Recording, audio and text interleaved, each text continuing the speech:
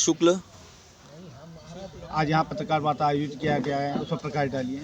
यहाँ पर 25 दिसंबर स्कंद षष्ठी से जो है शिव महापुराण का जो है आयोजन हुआ है। विगत वर्षों से सूक्ष्म रूप में चला आ रहा था यह कार्यक्रम।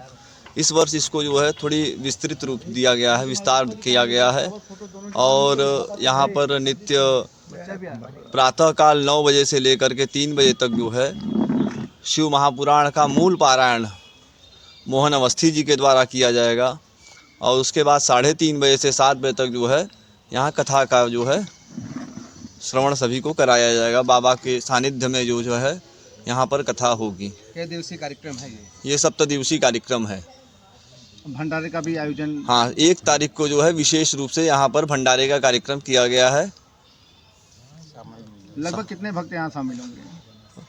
यहाँ पर क्षेत्रीय नागरिक के साथ साथ जो है बाहरी जो दक्षिण भारत से आए हुए लोग हैं वो लोग भी सम्मिलित होंगे। अन्यत्र से भी आकर के लोग जो है यहाँ पर कथा श्रवण करेंगे। और नित्य बाबा का सायंकाल में आरती के बाद प्रसाद वितरण होगा। प्रसाद सभी लोग ग्रहण कर करके भगवान का सानिध्य प्राप्त करेंगे। इस शिवलिंग का दर्शन करने पर 7 करोड़ यज्ञ करने का फल की प्राप्ति होती है। यह काशी खंड में विशेष एक स्थान है जो औरंगजेब ने 3 प्रमुख मंदिरों को तोड़ा था। उन मंदिरों में कृतिवासेश्वर, काशी विश्वनाथ मंदिर और बिंदु माधव का मंदिर जो है यह प्रमुख मंदिर रहे हैं। और इन मंदिरों में प्रमुख स्थान जो है कृतिवासेश्वर का रहा। कृतिवासेश्वर के मंदिर में यहाँ वेद अध्ययन के लिए, वेद अध्ययन के लिए जो है और गौशालाएं, विशेष प्रकार की जो है सब व्यवस्थाएं रहीं, जिससे चिढ़ करके औरंगजेब ने इस मंदिर को सर्वप्रथम रूप से जो है विध्वंस किया। दूसरे नंबर पर कृतिवासेश्वर के बाद काशी विश्वनाथ का जो है विध्वंस हुआ और फिर बिंदु माधव का विध्वंस किया गया। इन मंदिरों में जो है मुख्य स्थान जो था वो कृतिवासेश्वर का था। आदिकाल से यहाँ पर जो है दर्शन, पूजन, आरती यह सब कार्यक्रम चला आ रहा है। गजासुर नामक राक्षस था जो महिषासुर का पुत्र था। वह भगवान शंकर को अति प्रसन्न करके उनसे वर प्रदान किया। वर प्रदान करने के तत्पश्चात गजासुर ने जो है भगवान शंकर को कुछ समय तक अपने गर्भ में भी जो है उदर में स्थान देकर के उनसे प्रसन्न पूर्वक कि आप मेरे उदर में वास करिए, पेट में वास करिए। भगवान विष्णु के साथ जो है मिलकर भगवान को जो है उनके गर्भ से जो है मुक्त कराया।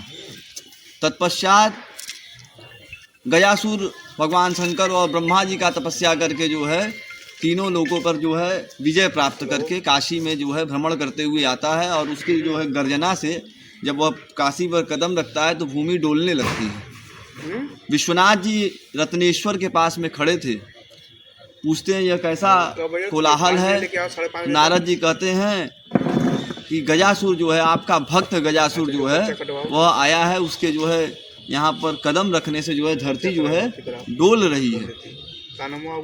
तब भगवान शंकर, उसने जो है तपस्या में भगवान से जो निष्काम भाव से हो, जिसके अंदर कोई कामना रहित हो, वही मेरा वध करेगा।